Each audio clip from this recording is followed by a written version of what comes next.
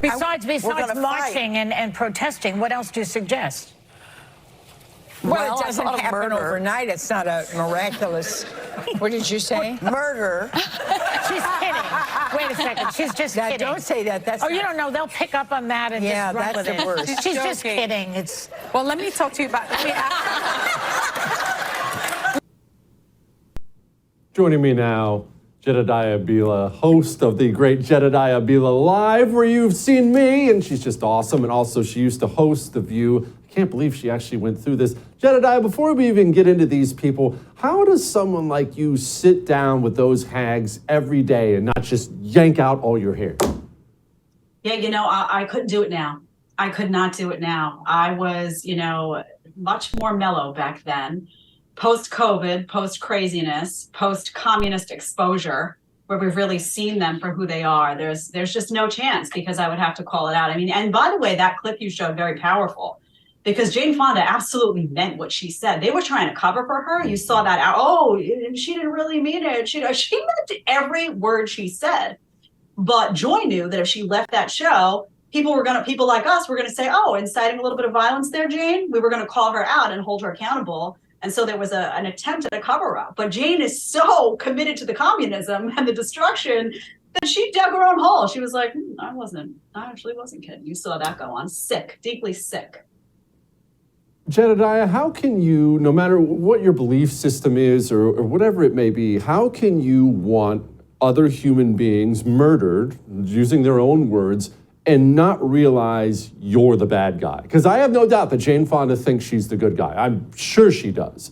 How's that possible? If I ever found myself on television or radio calling for anybody to be murdered, I would have to do some soul searching that night, yet these people don't. Well, true leftists have no self-awareness. And I also argue that true leftists have no conscience when it comes to other people. They have no empathy. I mean, you saw what unfolded the last couple of years. And by the way, if you'll remember, I went on that show and I simply just said that I had chosen not to get an experimental injection. And they went nuts.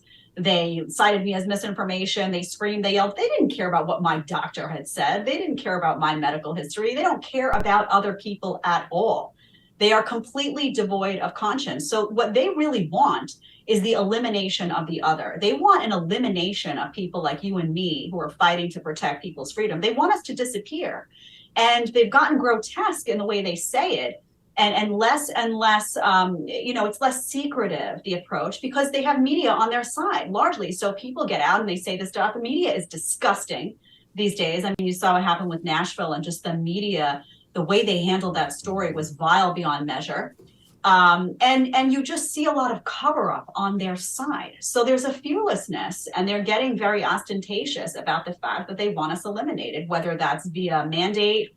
They don't care if you lost your business. They don't care if you got, something that was medically advised against for you. And they don't care if you die, as long as it's for the cause. And by the cause, what they mean is the expansion of communist leadership.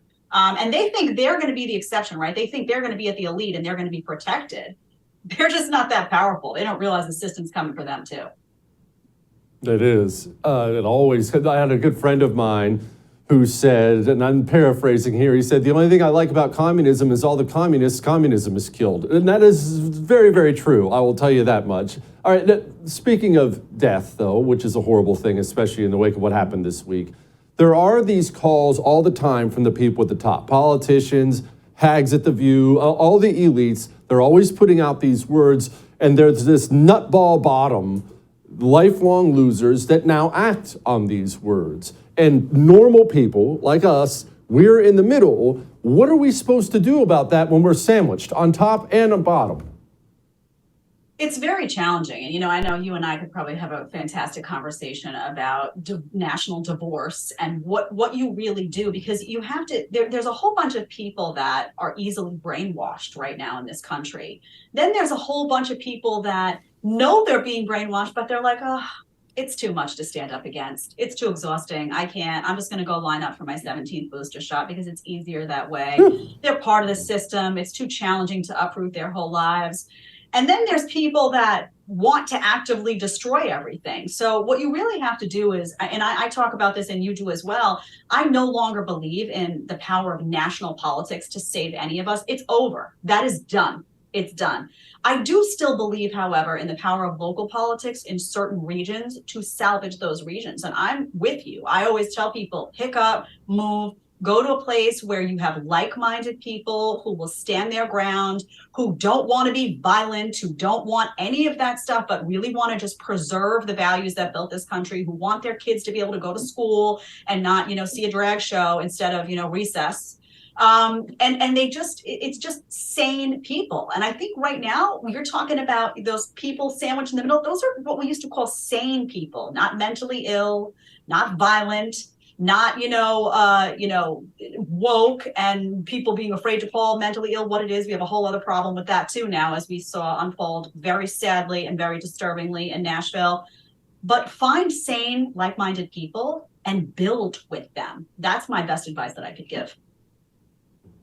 Jedediah, be good. Appreciate you. Come back soon.